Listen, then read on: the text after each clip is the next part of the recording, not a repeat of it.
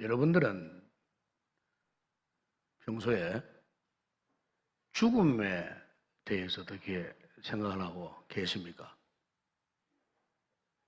그래 이제 이 백지전도를 하다가 보면은 맨 마지막에 확신 질문 가운데 하나가 이것이 있습니다. 만약 당신이 오늘 밤에 죽으신다면은 천국에 들어갈 확신이 있으십니까? 제가 한 번은 이 질문에서 반응하는 어떤 분이 내가 죽는다네요. 나는 죽지 않습니다. 그래서 이 질문에 부정적인 반응을 하는 한 분을 만났던 적이 있었습니다. 저는 그 부분에 그 마음을 충분히 이해했습니다. 왜냐하면 그분뿐만 아니고 세상의 많은 사람들이 사실 죽음을 두려워합니다.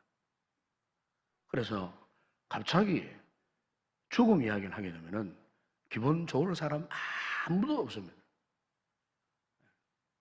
그래서 누구든지 죽음을 굉장히 부담스럽게 생각을 하는 것입니다.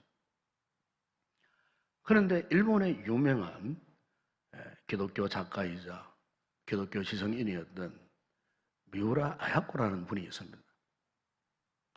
이분은 죽음에 대해서 이런 고백을 했었습니다. 죽는 것은 이제 내게 남은 마지막 사명이다. 이분은 죽음은 곧 사명이다. 그렇게 고백을 했다는 것입니다.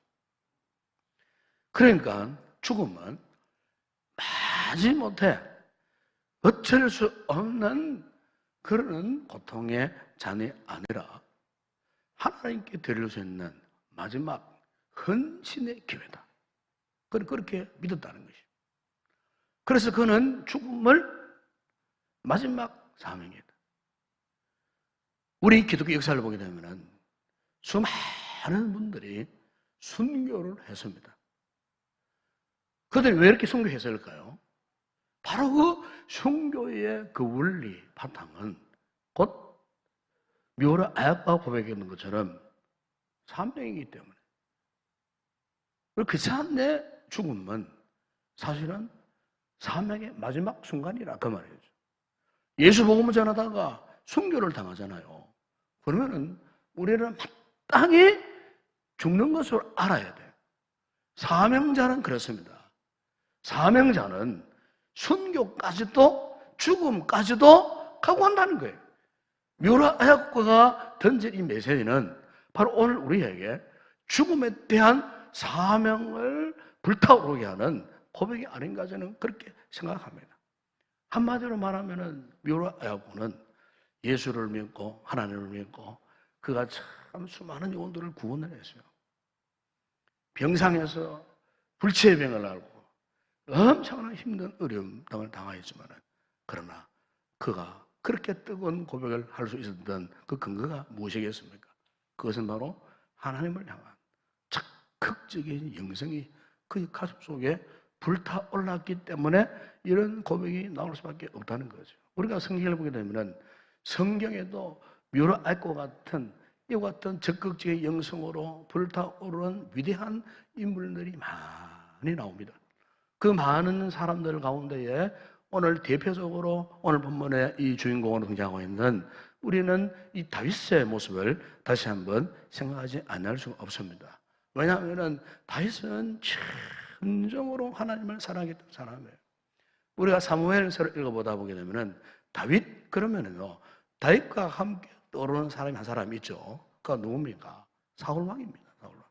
다윗과 사울의 공통점은 다 똑같이 이스라엘의 왕이 되었다는 것이고 다윗과 사울의 다른 점은 한 사람은 하나님께 버림받은 사람이고 한 사람은 끝까지 하나님의 사랑과 은총을 입은 사람. 그래서 우리는 다윗 그러면은 상대적으로 사울의 이름을 또 우리 떠오르지 않을 수 없어요. 물론 사울도 처음에 하나님의 불을 받게 되었을 때에 하나님의 직접 선택을 받았어요. 그래서 이제 사무엘을 통해서 기름 부음을 받고 그는 정말로 하나님 앞에 순전한 마음으로 참신하게 처음에는요 하나님 앞에 충실하기에 하나님의 이 거룩한 일을 했던 사람이었어요. 그런데 어느 날 언제부터인가 이 사울이 점점 하나님과 멀어졌습니다. 네. 한마디로 그의 신앙이 변질되어 버린 거죠. 그의 마음에 변질이 일어났다 그 말입니다. 여러분. 오늘 우리 사람 마음을 보게 되면 그런 것입니다. 처음과 같은 마음 지속하기는 정말 힘이 들어요. 사울도 처음에는 하나님 앞에 얼마나 정직했고 얼마나 순수해서 됐습니다. 그런데 그 마음이 오래 가지를 못했어요. 결국 사울의 마음이 변질되자 하나님은 사울을 버리셨어요. 사울을 버리자마자 그 사울의 심령에 악한 영이 침투해 들어갔어요. 악신이 역사했어요. 번뇌하기 시작했고 이성을 잃어버렸고 만용을 부리면서 충직했던 그 다윗 같은 충신을 죽이려고. 여러분, 오늘 우리가 하나님과 영적 삶에 있어서 정말 중요한 게 뭐냐? 우리 세상을 살면서 삶의 부귀, 영화를 누리고 풍요를 누리는 것, 여러분 그것 같아도 예수 믿고 그와 같은 많은 복을 받는 것, 그것이 우리가 중요한 것까지 여겨지죠. 그럼 알고 보게 되면은 그런 것들은요, 현세적인 세상적인 그런 것들은 일시적인 것에 불과한 거예요. 가장 중요하게 남는 것이 뭐냐? 하나님과 나와의 영적인 관계예요. 우리가 비록 가난하게 살고 비록 병약해 살고 부족함이 많은 상태에서 정말 우리가 힘들고 어려운 삶을 산다 할지라도 복수는 삶은요, 그런 가운데서도 하나님과의 영적인 관계에 깊은 관심을 가지는 거예요. 하나님과의 이 다윗의 마음처럼 함께 영적인 그 하나님의 은혜를 사모하면서 영적인 관계에서 결코 우리가 떨어지지 않아요. 우리 마음, 하나님을 향한 마음에 변질이 일어나지 않아요. 변함없이 그분과 영적인 관계 속에서 우리가요 만족을 누리고 기쁨을 누리는 거예요. 뜨거운 영성을 품고 하나님 앞에 적극적으로 나아가는 것. 오늘 하나님께서 우리를 향하여 요구하시는 삶이 바로 이런 삶인 줄로 믿습니다. 그런데 언제부터인가 영적 삶에서 열정이 식어져 버렸죠. 하나님과의 거리가 점점 멀어져 버려요. 여러분, 오늘 우리의 비극이 딴 거 아닙니다. 그것부터 비극이 시작이에요. 우리의 불행의 시작이 뭐냐? 하나님과의 거리가 멀어지는 그 순간부터 우리의 모든 삶의 불행이 시작된다는 사실을 여러분 잊지 마시기 바랍니다. 그래서 우리 성도들에게 정말 중요한 것은 뭐냐? 하나님께 살아가는 거예요. 삶의 환경, 조건이 부족해도 때로는 육체가 약해도 그런 가운데서도 하나님 앞에 사로잡혀 살아가는 거예요. 예? 오늘 다윗을 보세요. 다윗이 그럼 어떻게 그가 이렇게 변함없이 하나님을 향한 즉각적인 영성이 있는 삶을 살아갔을까요? 하나님께서 그걸 아셨어요. 하나님이 다윗의 무엇을 보셨느냐? 다윗의 마음을 보셨어요. 여러분, 우리 사람은요, 옆에 있는 사람의 마음, 부부가 같이 살아도 그 아내는 남편의 마음 모를 때가 많잖아요. 아무리 친한 친구도 사람의 내면에 무슨 생각을 하고 있는지, 어떤 생각을 하고 있는지 몰라요. 근데 여러분, 우리의 마음, 우리 내면에 모든 것을 알고 계시는 분 하나님이신데 하나님이 다윗을 보신 거예요. 그래서 여러분 사도행전 13장 21절에 보게 되면은 내가 이새의 아들 다윗을 만나니 내 마음에 맞는 사람이라. 내 뜻을 다 이루리라. 사무엘상 10장에 보게 되면은 하나님께서 사울을 물리치시고 다윗을 이스라엘 2대 임금으로 세우시기 위해서요. 다시 선지자 사무엘을 하나님이 지시하신 대로 그 다윗의 집, 그 아버지 이새의 가정에 보냅니다.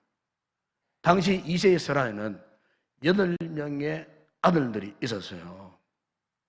그래서 사무엘이 딱 가서 보니까 가장 눈에 띄는 아들이 있었어요. 아들이. 그 아들이 누구냐면 바로 그 이세의 가정의 장자 엘리압이었어요. 인간적인 눈으로 본 거죠. 인간적으로 외형을 볼 때는 잘생겼어요. 기도고 장대하고 튼실하고. 그래서 바로 저 사람이구나. 그래서 사무엘이 기름을 부으려고 하는 찰나에 하나님께서 감동하셨어요. 그의 용모와 키를 보지 말라. 내가 보는 것은 사람과 같이 아니하니 사람은 외모를 보거니와 나 여호와는 중심을 보느니라. 여러분, 주로 사람들은 그렇잖아요. 외모를 봅니다. 왜? 그 속마음을 모르기 때문에. 겉으로 드러나는 거 보고 판단하는 거예요. 얼굴이 잘 생겼으면 좋다. 불편하지 않습니까, 여러분? 얼굴 못생겼으면 별로 관심 두지 않습니다. 우리 하나님은 우리의 얼굴을 보시는 분이 아니에요. 우리의 마음을 보신다는 겁니다. 우리의 마음. 그래서 사람과 하나님의 차이가 이 점이에요. 항상 하나님께서는 우리의 속 중심을 보는 거예요. 우리는 때때로 이 사실을 모르고 하나님 앞에 외모를 들이대고 외모를 가지고 하나님을 속이려고 할 때가 얼마나 많이 있는지 몰라요. 믿음 생활 잘못하니까 우리의 외형, 우리의 이런 행동, 말을 우리 얼마든지 미사이고 동원해가지고 하나님 앞에 거짓말하고 거짓 진술하고 거짓 서문하고 거짓 약속할 수 있어요. 사람들 앞에서 거짓 간증할 수도 있어요. 하나님 다 알고 계셔요. 뭘 보시기 때문에 우리의 중심을 알고 계시는, 우리의 중심을 보시는 거예요.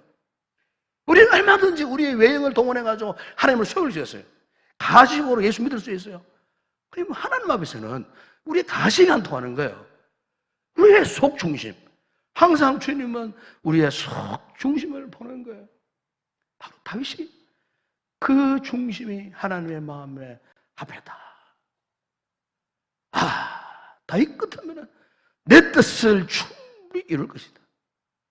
사랑하는 오늘 우리가 하나님과의 적극적인 영생이 충만한 삶의 출발점은 뭐냐? 우리 마음이 하나님 앞에 정직해야 됩니다. 마음이 거짓되고 우리의 마음이 이중적인 마음을 갖고서는요 정말 뜨거운 영생의 소유자가 될 수 없어요. 여러분 이 시간 여러분 자신들을 한번 돌아보았으면 좋겠습니다. 과연 내가 하나님 앞에 정직한 영을 품고 정직한 마음을 품고 내가 정말로 하나님을 뜨겁게 사랑하고 있는, 은혜를 정말 뜨겁게 사모하고 있는, 문제는 이거예요. 다윗이 하나님 앞에 합격받은 이유는 그의 마음, 그의 중심이 정직했다는 겁니다. 그 다음에 다윗을 보게 되면 다윗이 어떻게 이런 뜨거운 적극적인 영성을 품고 일평생을 하나님과의 관계를 살아갈 수 있었느냐? 하나는요, 다윗은 세상의 그 어떤 것에 빠져있지 않았어요. 물론 그 실수함도 있었어요, 한때. 그러나 그 돌이켰어요. 돌이킨 이후에 그는 뜨겁게 하나님 앞에 어떤 삶을 살았느냐 하면은 예배하는 삶을 살았어요. 예배하는 삶. 여러분 우리가 다윗의 평생을 보게 되면은 다윗이 하나님께 얼마나 그가 예배를 사모하고 예배드리는 삶에 충실했는지 다윗의 시편을 보게 되면은 구구절절히 뜨겁게 심지어는 눈물을 흘리며 예배가 얼마나 중요했던 것을 고백하는 부분들이 얼마나 많이 나오는지 몰라요. 제가 몇 구절을 소개해드리면은 10편 27편 4절에 보면은 다시 이런 고백을 했어요.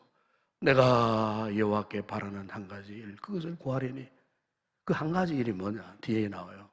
곧 내가 내 평생에 여호와의 집에 살면서 여호와의 아름다움을 바라보며 어디에서?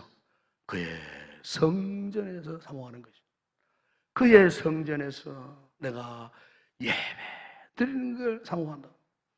여러분 시편 5편 7절에 보면은 오직 나는 주의 풍성한 사랑을 힘입어 주의 집에 들어가. 주의 집이 어딥니까? 뒤에 나오잖아요. 주를 경외함으로 성전을 향하여 예배하리이다. 그가 때로는 사울에게 비방을 당하여 도망쳤어요. 도망자의 삶을 12년 이상을 했습니다. 3,000명의 군사를 몰고 오기도 했고, 때로는 그 왕이 되어서 아들에게 쿠데타를 당해가지고 광야를 쫓겨나기도, 얼마나 답답했으면 맨발로 도망치고 울면서 도망쳤던 그 다윗, 바로 그 광야에 있을 때에 시편 63편 1절 이하에서 이렇게 고백했습니다. 하나님이여 주는 나의 하나님이시라. 내가 간절히 주를 찾되 물이 없어 마르고 황폐한 땅에서 내 영혼이 주를 갈망하며 내 육체가 주를 앙모하나이다. 내가 주의 권능과 영광을 보기 위하여 이와 같이 성소에서 주를 바라보고. 여러분 여기 성소는 예루살렘 성전을 말하는 게 아니에요. 도망치고 자신의 생명을 보존하기 위해서 때로는 굴속으로 광야로 물 없는 땅 그곳 그 현장을 말하는 거예요. 그 현장을 성소로 만들어 버리겠다는 거예요. 그 현장에서 예배의 처소로 만들어 버리겠다는 고백이에요. 이게 내 인생의 문제 현장 속에 바로 그곳이 바로 내가 절망하고 포기하는 장소가 아니고 오히려 문제 많고 절망하는 그 장소가 어떤 곳이라고요? 예배 드리는 처소로 만들어 버리겠다는 거예요. 여러분 아멘? 예배 드리는 장소로 만들어 버려요. 이 다윗의 고백이에요, 여러분. 여러분 시편 138편 2절에 보세요. 내가 주의 성전을 향하여 예배하며 주의 인자하심과 성실함으로 말미암아 주의 이름에 감사하오리. 이는 주께서 주의 말씀을 주의 모든 이름보다 높게 하셨습니다.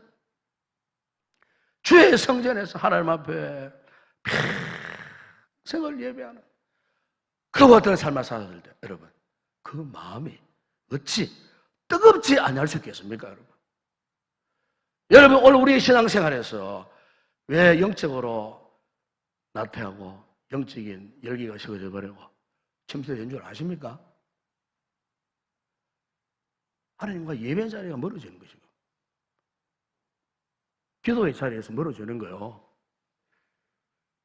이전에는 그래도 어려울 때마다 눈물 흘리고 기도하고 가장 힘들고 어려워도 그래도 예배 드려야지. 그때는 그래도 영적인 열정을 유지를 했어요. 여러분 사람마다 문제 없는 사람은 어디 있습니까, 여러분? 돈 문제 걱정하지 않는 사람 누가 있습니까, 여러분? 건강 문제 걱정하지 않는 사람 누가 있습니까? 그런데요, 그런 분들 가운데는 여전히 하나님과의 뜨거운 영적인 관계를 유지하고 열정을 품은 분들이 있어요. 그 이유가 뭘까요? 하나님과의 이 끈끈한 영적인 예배 자리를 결코 놓치지 않았기 때문이에요. 하나님은 이 예배에 대해서 이런 간절한 마음을 품은 성도들을 사랑하시고 축복하셔요. 여러분 우리 창세기 4장에 보세요. 그의 아벨과 가인의 예배가 거기 나옵니다.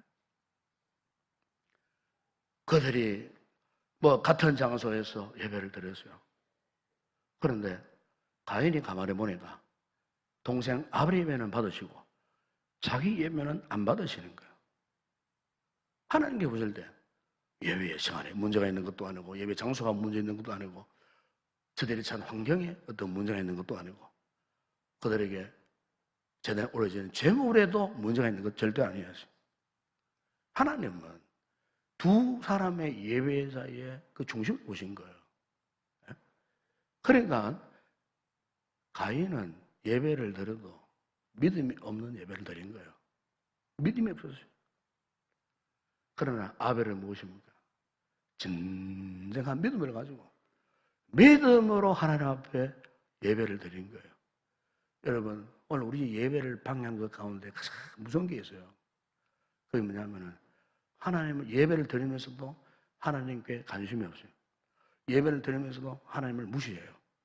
예배를 드리면서도 성령 역사에 도무지 관심이 없어요. 그 예배 하나님 안 받으셔요. 예배를 드리면서 하나님 앞에 깊은 관심을 가지고 하나님과의 관계에 대해서 집중하고 말씀에 집중하고. 여러분 오늘 성도들의 예배는요 우리 사람으로 따지면 우리 호흡과 같아요. 예배의 삶이 멀어지고 예배의 삶이 문제가 있어 보세요. 영적인 생명이 끝나버려요. 끝난다고요. 하나님과의 영적인 열정이 식어져 보세요. 예배 시간 1시간이 왜 그렇게 긴지. 목사님 설교 30분 하는데 그게 얼마나 긴지. 시계만 들여다보고 춤만 들여다보고. 어떤 통계에 보니까 한국교회 안에 성도들 예배를 드린 의식 가운데 56%가 진정한 예배를 못 드리더라. 예배 시간에 엉뚱한 생각하고 있고, 그러니까 56%니까 오늘 우리 교회 어떤지 모르겠어요. 그 통계도로 말하면은 거의 한 과반수는 지금 예배를 드려도 정말로 하나님 앞에 집중해서 드리지 못하는 그런 예배를 드리고 있다 그 말입니다, 여러분. 이런 예배의 자세를 가지고는 다윗처럼 영적으로 이렇게 뜨거운 영성 있는 삶을 살아갈 수 없다 그 말씀이에요. 오늘 본문에 보세요. 다윗이 그의 소망이 여호와의 언약궤를 자기가 머무고 있는 달성으로 모시고 싶었던 거예요.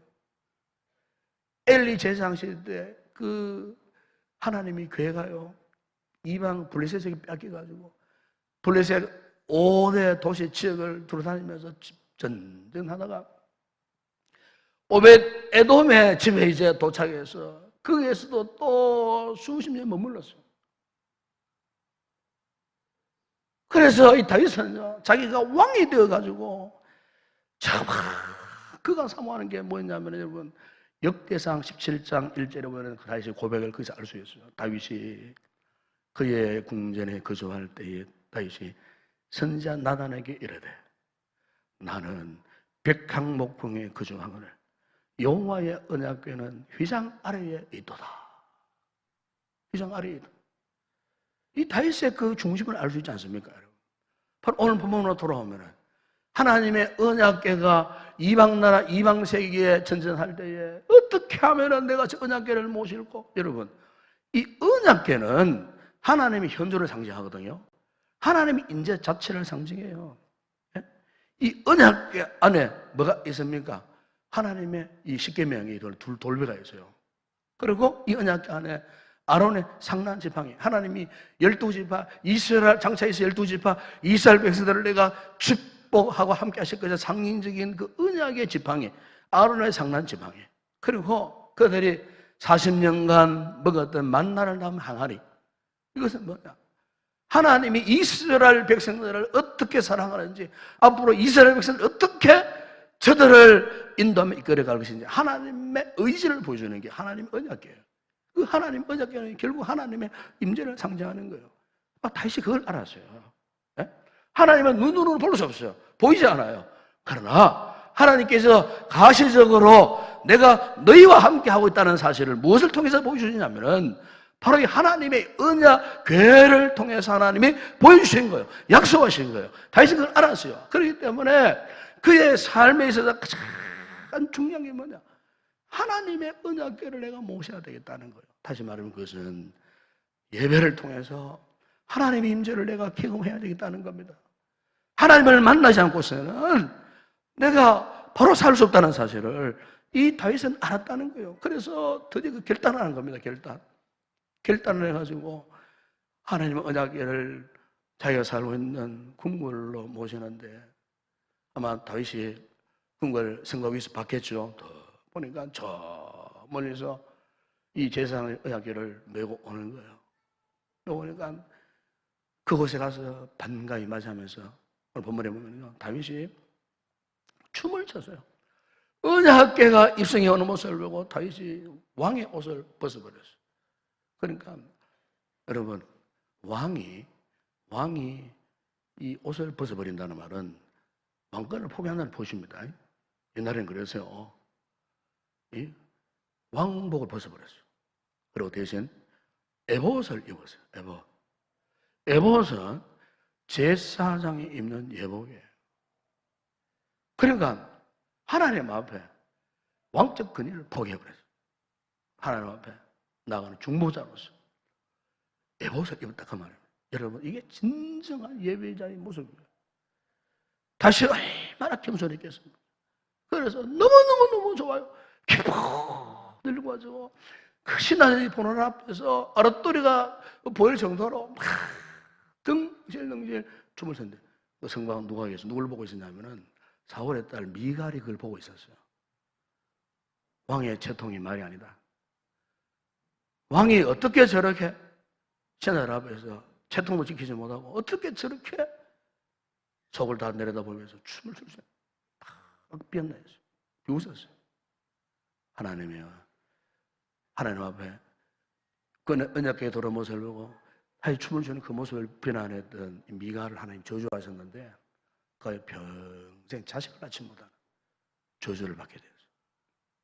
그러나 여러분, 다윗은 적극적으로 하나님 앞에 이 예배드리는 건 너무너무 즐거워서 하나님 앞에 춤을 출 때 하나님이 그 다윗의 생애를 다시 보신 거예요. 그리고 그걸 축복하신 거예요. 여러분, 오늘 우리의 신앙에 있어서 우리의 삶의 모든 축복의 근원은요, 저는 예배에 있다고 저는 생각합니다. 예배에 있다고요. 우리 교회 지난주간 2주간 특세를 해서요, 부흥성회를 해서요, 많은 성도들이 정말 열심히 참여해서 제가 매일 아침마다 인을 체크합니다. 출석부 체크합니다. 빠진 사람들 옛날부터 당 전화했습니다. 제가 왜 안 나오냐? 답답했어요. 이런 귀한 성회를 준비하고 해서는 다 나와가지고 영적 축제의 잔치 아닙니까? 빠지지 말고 나와서 새벽에 기도하시고 성회 나서 은혜를 받고 영적으로 회복되어져 가지고 이 사명을 감당하는 절호의 찬스인데 하나님과 식어졌던 영성을 회복할 수 있는 절호의 찬스인데 이것을 무시하고 관심도 없고 놓쳐버리려. 제가 온갖 생각 다 했습니다. 온갖 생각. 여러분 제 질문을 아시겠습니까? 저 기도했습니다. 하나님, 그래도 참석하는 우리 성도들에게만큼은 은혜를 주세요. 예수님 12제자 데리고 세계를 정복하지 않았습니까? 주님, 소수의 은혜이지만 참석하는 성도들에게는 은혜를 주세요. 의외로 시간마다 주께서 우리에게 놀라운 은혜를 베풀어 주셨는 줄로 믿습니다. 하나님께서 역사하신 일이었어요. 여러분, 바라기는 앞으로도 예배의 삶에 게으르지 마세요. 영적인 뜨거운 영성이 충만한 삶을 살기 위해서는 예배를 멀리하고서는 절대로 이 영적 수준을 유지할 수가 없어요. 다윗은 예배를 즐거이 하고 예배를 가까이 하고 하나님을 만나는 시간을 가장 최고의 성과도를 이뤘다는 것입니다. 그래서 그는 일평생도록 거의 가슴이 씻어지질 않았어요. 마지막 순간까지 성전을 건축하고 싶다고. 성전을 건축하기 위해서, 성전이 뭡니까? 예배드리는 처소잖아요. 그거를 준비하고 온갖 재료를 다 준비해서요, 들어와 시돈에서 운수하고 온갖 돌을 준비하고 금은을 준비하고 다 준비하고 이 마지막 하나님이 오케이 하시면 이제 성전을 건축하면 되는데 하나님께 너는 피를 많이 흘렸기 때문에 네 손으로는 나의 집을 못 짓는다. 내가 네 아들 솔로몬에게 그 상을 맡기겠다. 아마 제 같으면요, 하나님 앞에서 하나님, 내가 지금까지 다 준비했는데 왜 나에게 예배드리는 처소를 맡기지 아니하십니까? 아마 그걸 항의하실 거예요. 그런데 다윗은요, 하나님의 그 명령 한마디 앞에 반항만 하지 않습니다. 불복하지 않았습니다. 아멘. 그리고 마지막에 그가 죽을 때 그의 아들을 축복하셨어요. 예언하셨어요. 다윗의 언약이 거기 기록되어 있어요. 그 아들을 통해하고 다윗이 그토록 사모했던 예배의 장소, 하나님의 거룩한 성전 건축을 솔로몬에게 위임하고 세상을 떠났어요. 하나님이 그 아들 솔로몬을 통해서 하나님의 아름다운 성전을 건축한 역사를 거기서 볼 수가 있습니다. 하나님이 이런 가문을 어떻게 축복하지 않을 수 있겠습니까? 오늘 우리 성도들이 하나님 앞에 정말 다윗의 중심을 가지고 하나 예배드리면요, 우리가 복받지 못하는 아무도 없습니다. 오늘 바라기는 이런 성도들이 다 되기를 바랍니다. 마지막으로 한번 생각하고 싶은 말씀은 다윗이 이렇게 영적인 측정 영성을 갖고 있었던 그 이유가 있어요. 그게 뭐냐면 그는 하나님의 신에 감동된 사람이었습니다. 다시 말하면 성령으로 충만한 사람이었습니다. 우리가 믿음 생활에 있어서 우리 성도들의 갈등이나 고뇌가 뭐냐면은 내가 그래도 하나님을 난 열심으로 사랑했는데 나는 그래도 교회에 열심히 충성을 했는데 언제부터인가 이상해 마음에 열기가 식어지는 거예요. 열기가. 여러분 남녀가 사랑을 하잖아요. 사랑을 할 때도 마찬가지예요. 남녀 간의 인간적인 인관계의 사랑은요 믿지를 못해요. 그래서 우리나라에 이혼율이 얼마나 많은지 아십니까? 이전에 이혼율이 OECD과에 3위라 그랬어요. 2위라 그랬어요.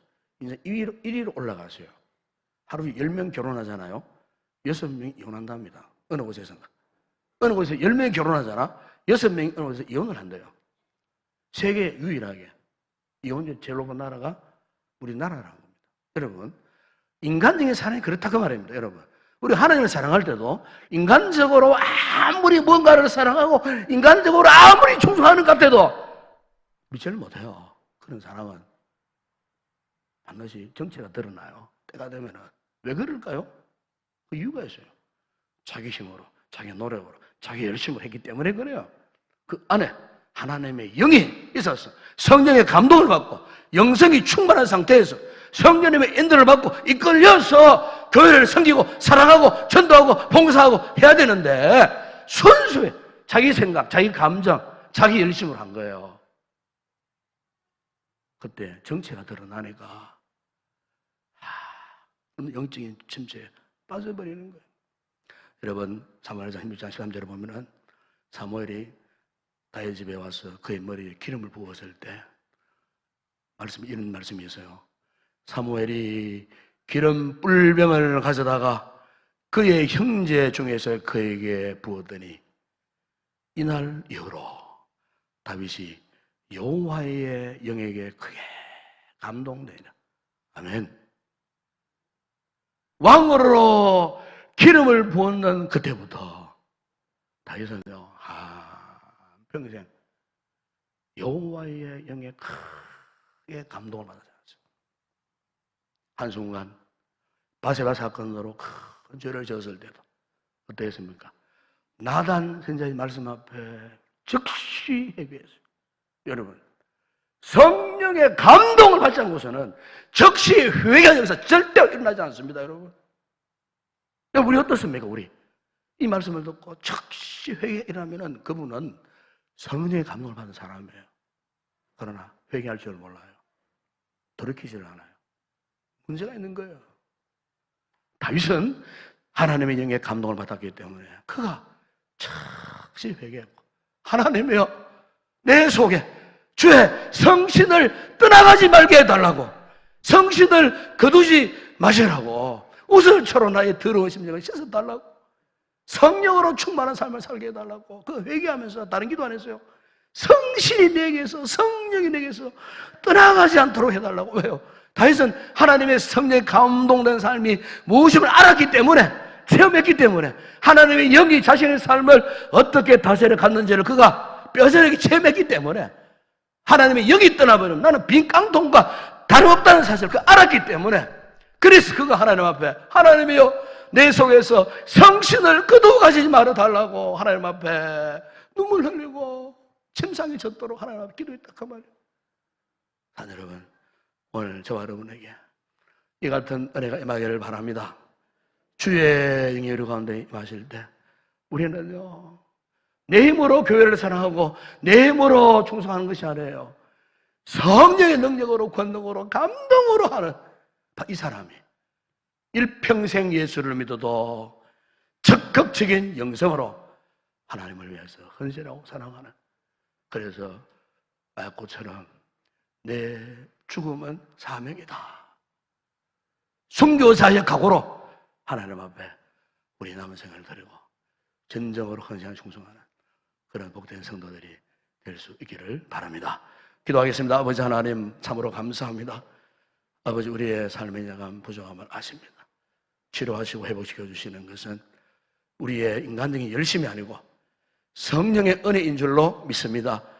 다윗이 한평생 그 마음에 변질이 일어나지 않고 중심을 지키고 예배의 삶이 인생 최고의 순간인 줄 알고 날마다 이와 같은 믿음의 삶을 살고 있었던 것은 그에게 하나님의 영이 감동하셨기에 성령이 충만하셨기에 가능한 일인 줄로 믿습니다. 아버지, 우리 또한 이 같은 뜨거운 영성을 가지고 일평생 살아가기 위해서 성령님이 필요합니다. 이 시간 우리에게 성령 충만한 은혜를 주시옵소서. 성령님을 사랑하고 사모하고 환영하오니 이 시간 말씀을 듣는 성도들에게 한없는 성령의 감동하심으로 충만하게 하여 주시옵소서. 예수님의 이름으로 기도드리옵나이다. 아멘.